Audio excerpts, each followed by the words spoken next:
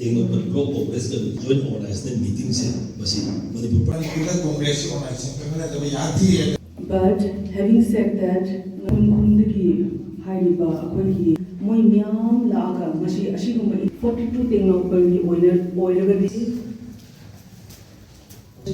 Nakoy na kanan nananimba endok na akoy di NPCC leader yang na approachable oy leader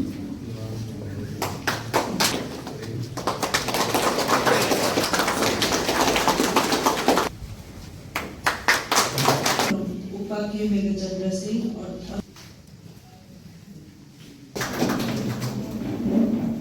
ये हम आजरे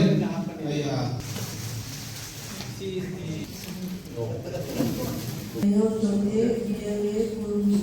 upakohai angsil खाना जाती खुदा बंदे नुला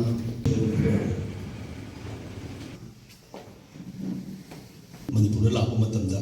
अखोगी less authority recommend tawing the same. Two problems that we face at the morning. and meet all of you. Ayo, makoy kathok ki bajidi mune. Italy. Ipaisor Nahaki Mingda Akoina ꯑꯩꯈꯣꯏ ꯂꯩꯔꯤꯕ ꯐꯤꯕꯝꯁꯦ ꯅꯍꯥꯁꯤꯡꯒꯤ ꯑꯟꯔꯦꯁ ꯑꯣꯏꯕ ꯅꯍꯥꯁꯤꯡꯒꯤ ꯊꯕꯛ ꯏꯪꯈꯥꯡꯒꯤ ꯑꯋꯥꯕ ꯃꯌꯥꯝ ꯑꯃ ꯂꯩ ꯄ꯭ꯔꯖꯥꯁꯤꯡ ꯁꯥꯙꯥꯔꯟ ꯄ꯭ꯔꯖꯥꯁꯤꯡꯁꯤꯒꯤ ꯑꯋꯥꯕ ꯃꯌꯥꯝ ꯑꯃ ꯂꯩ ꯉꯁꯤ ꯅꯍꯥꯁꯤꯡꯒꯤ ꯊꯕꯛ ꯐꯪꯗꯕꯒꯤ ꯑꯋꯥꯕ ꯑꯗꯒꯤ ꯇꯣꯉꯥꯟ ꯇꯣꯉꯥꯟꯕ ꯗꯤꯕ꯭ꯂꯞꯃꯦꯟꯒꯤ ꯑꯦꯛꯇꯤꯚꯤꯇꯤꯁꯇ ꯁꯨꯝ ꯆꯍꯤ ꯑꯃꯗꯒꯤ ꯆꯍꯤ ꯑꯃ ꯑꯗꯨꯝ ꯍꯧꯈꯤ ꯑꯗꯨꯒ ꯆꯦꯟꯖꯦꯁ ꯑꯃꯠꯇꯗꯤ ꯂꯩꯇꯦ ꯃꯔꯝ ꯑꯁꯤꯅ ꯑꯩꯈꯣꯏ कहीं तो उसकी है वैसी खंड में क्यों तो बोला है मणिपुर दा with you नहाजी मैं अलेगी मसीता वकांदा मणिपुर दा अहोम ममपुर ना वो होना बता कोई पुनः मकी responsibility सी करी ले ये देखे है वैसी अदुगी खंड में क्यों तो ममला है मरद दिन ऐसी टेक्नोपल दा लाइव पढ़ासी लापी थोड़ी अदुगी मध्य आवाज़ नहीं हो सकती सिद्धेश दा पैकेट की बात PMGSY की स्कीम मैम सी लोगों ने किया हुआ है अजन हम तक होते पैसा की ठोकी कंपटीशन सर्टिफिकेट वाले भी की थबक दी पसंद तब होते सुम मनु हंजल लगा इतनी हम चल रहे इरान कोकरी में मांगते हम चल रहे रबी सी ये मैम रिपोर्ट होते ले I want the whole कोई की रूरल डेवलपमेंट की लंबी सी की होते ले पैसा भी कोई ना करोड़ द लोग ठोकी थबक दी हम तक पसंद तो होते मैम हम ले modern area then the PWD program simulated development like sahi program simulated since 2022 akhoi PWD programs ideas simulated like no choko tamda communities the awamu myanma present masidi the rights of the tribal people masidi violate to sahi taru khena ADC ki election tawde adagi prajasi ki youth khande अदगी मधुदगी काना बहुत फंगलबा अखोई ADC सिंगा tribal people सिंगी ngasi तोहान scheme financial एक्स मैम सेंट्रल गवर्नमेंट अखोई लौब टैक्स मैम से वेलफेयर की लाखदब मैम तो प्रजा की मिहुत लेदबदगी प्रजा की elected local body ADC autonomous district council election लेदबना मरम ओरकांदा 15 फाइनेंस कमीशन देखी ग्रांड में एक लाख दवा सेंट्रल बसी की सेंट्रल सिना करी सिना नहीं आइडिया सिना नबा लो सिंग बगी आदे की ड्रेनेज की देन तोमान एक्टिविटी कम्युनिटी पर्पस ता सागदो मयाम मंगसी thousands of crore मसी मयाम पैसा मयाम सिंसी प्रजा सिन फंगदना ले मसी फाइनेंस डिपार्टमेंट दा अदुम हंगका नहीं राय खंगई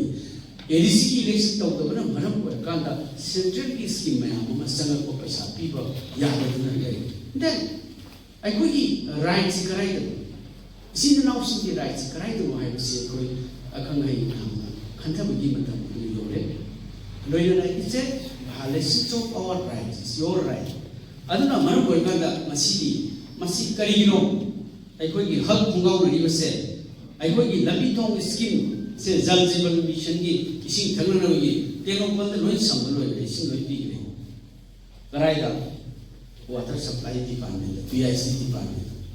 मधु सेंट्रल गवर्नमेंट दा इसिंग थंगनाप से हाउस होल्ड कनेक्शन दी से ओन द कन से याव अखोई होनबल एमपी अंगोम सा की मोलसु पीआईएल केस में बोटे है खोले पर मसी सुब बिट्रे तो प्रजा सिंह दे बिट्रे तो अदुवा पीतना पी हाइजन डेवलपमेंट तो हाइजन पैसा ना सुम लोकोपा they are looting our fund, they are looting your money in the name of development, but you are not getting the benefit. No koi na kari ta phunda madu ki do ai koi na haisen banate madu black and white the department the report hai ministry the report hai jal जीवन mission ki adi university में am since the household puri mak village puri mak connect over na completion certificate period nahi but you are not getting the benefits. असुम मैम से प्रजा betray तौ ma'am से कोई क्या येगा लेके एडीसी की इलेक्शन तौदब अखोई राइट मतब जल जीवन मिशन की प्रोग्राम मैम फंगे फंगदब डेवलपमेंट प्रोग्राम मैम तौदब 2022 की लंबी थों सेपगी प्रोग्राम पाइखतब मैम करी डेवलपमेंट अखोई उरग लेदोरिसे नहा मैम थबक पीबगी आशा लेते huge unemployment among the youths, particularly the people of Technopol. Masi mayam si thabak phudek I samisa mayam mathengri. Adigi mathakta ngasi law and order ki phibam na maram kan dai koi loi na ki ba phawe. Not only this Maitai and the Kuki loi na naga sinau sing adigi Muslims now sing adagi community kudi makta ngasi koi awam mayam lei ngasi mi mayam mana displaced people yung thagokuna yung kai mang khraba ipun on khraba mai cha khraba mayam ngasi sarkar ki daidani responsibility ni ngasi kari mata nasundana yin kale more than 60,000 people ngasi mag sida yawi ko mayam si IDPs mayam ma akoi lei si mayam kuina khang ki gani me ma'am community hall पुनः लेब क्या कुछ येनो लेनी तब तब सूम नोम कांगना suicide तब की case ma'am relief थोड़ी अखोई क्या कुछ नाउसी तोान तोान कम्युनिटी मैम अवाब लेरकान अखोई कमायन मोकना लेगनी मरम लेना मखाद डिस्ट्रिक्ट एडमिनिस्ट्रेशन गवर्नमेंट की एडमिनिस्ट्रेशन मैम से प्रजा की स्कीम मैम से लोन लूट तौ agriculture sector da lutau pada sing Tamenglong da adagi Chandel da Technopol da agriculture ki pradhan mantri akhoi asigi laumi sing piba sungbe scheme mayam ma haijil laga masi law bi haijil laga nasi scheme mayam ma makoi mayam khana ni khana man kan da paisa mayam lothui asi urkhul da PM Kisan Yojana ki makhada hundreds of people masa khamdana paisa lothui agriculture da lut tawwa praja ki maming sinam adagi PMJSY ki jal jeevan mission ki tongan development program yam si praja ki praja adi scheme sam tiyo si taw then ekoi na si interaction taw ipse masi outcome mama leiba tangai khade aphaba akoi ahon ba change ma UP the change maker Naha singida ahong se porpa ngambo bibi ngasi lamdam se santi amasung development naha sing por kadabani aikoi gi praja sing leaders sing na politicians sing na hai lamdam se lai state ni hai but madu ai yanindi aikoi gi enough resources aikoi lei maramsina with your dynamic activity adagi with your young power, naha si sakti, energetic nogi oiba, naha mayam, akoi mayam oiba mayam sina, ngasi people kudi magtawag iba ngambagi akoi resources lay. Ngasi akoi Manipur haibase, masi North East quite ina kundu state mo koi ngambagi. Yundo kudi magtawag iba ngambagi akoi resource mayam lay. Asuma mayam sinatuna lei politician sing adigi sarkar pai na pai ga center te ki lakko khara do tika ta na ba lut to to na ba ꯃꯈꯣꯏꯒꯤ ꯏꯃꯨꯡ ꯃꯅꯨꯡ ꯁꯤꯖꯤꯟꯅꯅꯕꯒꯤꯗꯃꯛꯇ ꯂꯩꯔꯤꯕ ꯃꯌꯥꯝꯁꯤꯡꯁꯤ ꯎꯔꯨꯕꯗ ꯑꯉꯛꯄ ꯐꯥꯎꯏ ꯔꯥꯖꯅꯤꯇꯤꯒꯤ ꯗꯩꯕ ꯄꯣꯊꯥꯅꯤꯡꯉꯤ ꯃꯔꯝ ꯑꯁꯤꯅ ꯑꯩꯈꯣꯏ ꯑꯅꯧꯕ ꯃꯅꯤꯄꯨꯔ ꯑꯃꯒꯤꯗꯃꯛ ꯑꯃꯒ ꯅꯨꯡꯁꯤꯅꯕ